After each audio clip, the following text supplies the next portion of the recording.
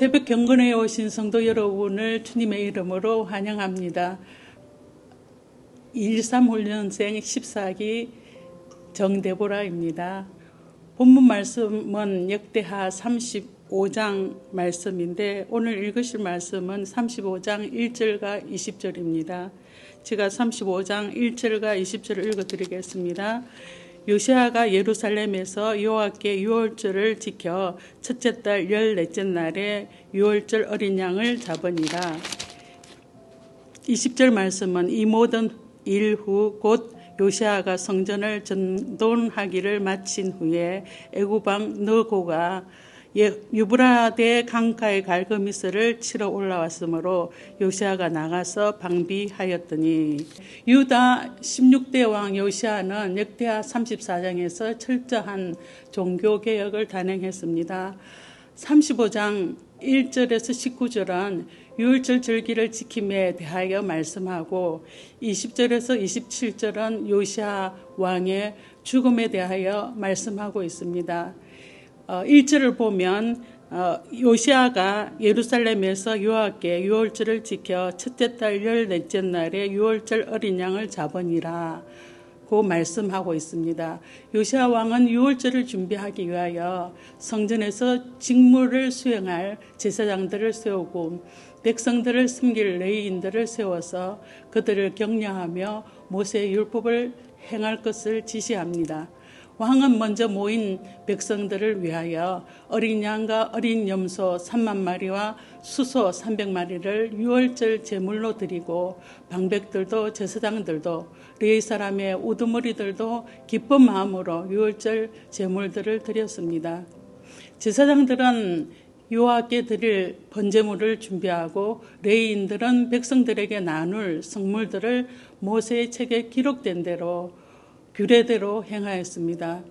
선지자 사무엘 이후로 이스라엘 가운데서 유월절을 이같이 지키지 못하고 또 이스라엘의 모든 왕들도 요시아가 제사장들과 레위 사람들과 모인 온 유다 이스라엘 무리와 예루살렘 주민과 함께 지킨 것처럼은 유월절을 지키지 못했다고 말씀합니다.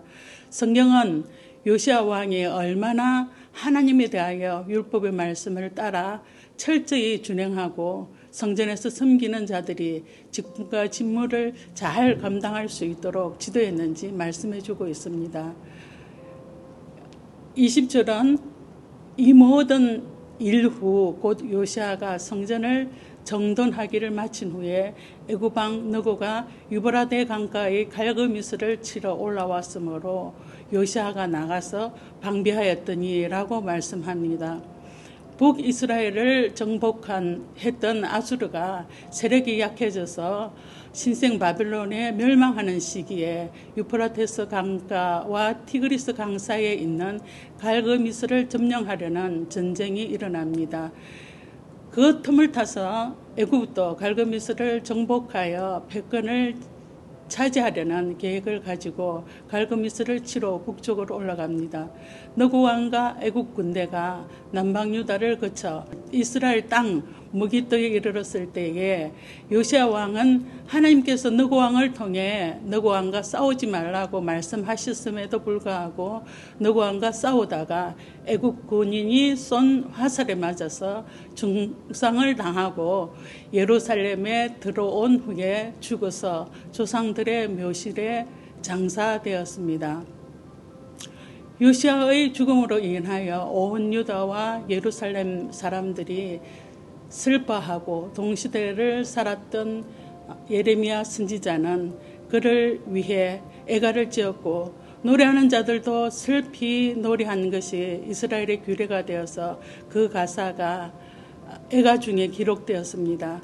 성경을 통하여 성전을 정비하고 유월절을 지킨 신실한 왕이었던 요시아가 그의 삶의 마지막에는 느슨해진 믿음으로 하나님의 음성에 귀 기울이지 못한 모습을 발견합니다. 1.3훈련을 받게 된 동기는 저의 느슨한 신앙에 대한 두려움이었습니다. 먼저 해야 할 중요한 말씀과 기도 생활보다는 바쁜 생활이라는 핑계와 더불어 점점 나태해져가는 가운데서도 저에게 친근하게 밀착되는 한 가지가 있었습니다. 바로 핸드폰입니다. 필요한 모든 정보를 한 번에 볼 수 있는 건강과 상식, 음식, 또 길 안내, 정치, 경제, 문화, 세계 뉴스가 실시간 중계되는, 그리고 또 궁금한 모든 것을 한 번에 해결해주는 해결사로 제 삶 가운데 자리 잡고 있었습니다. 중요한 것은 성경은 못 읽어도 기도는 못해도 내 손에 들려진 핸드폰은 항상 나의 눈과 마음과 시간을 사로잡고 있었습니다. 그런 가운데 대면 예배가 시작되었고, 예배 시간을 통하여 시간마다 훈련을 소개하시는 목사님 말씀에 도전을 받아 4.13 훈련을 받게 되었습니다.